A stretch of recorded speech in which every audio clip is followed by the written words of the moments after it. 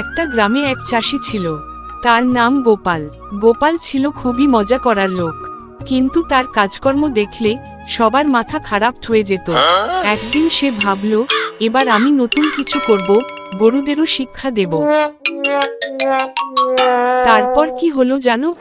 গোপাল গরুদের সামনে গিয়ে তাদের বলল, তোমরা সবাই একটু শোনো, আমি তোমাদের আজ একটা গান শোনাবো।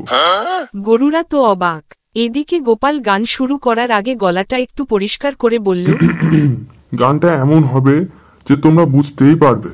গোপাল গান গাওয়া শুরু করলো। গরু বাবা, গরু মা, মাঠে যায় সব সময়। গরুরা সব একে একে মুমু করে তার পাশ থেকে চলে গেল।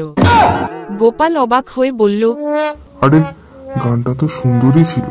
তবে গোপালের শেষ কথা শুনে একটা গরু ফিরে এসে বলল, ভাই, তুমি ঠিক আছো তো?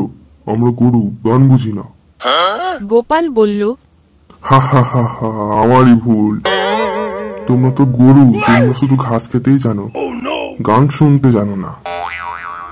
এভাবেই গোপাল বুঝল, গরুদের গান শোনানোর চেয়ে তাদের সাথে ঘাস খাওয়া বেশি উপভোগ্য।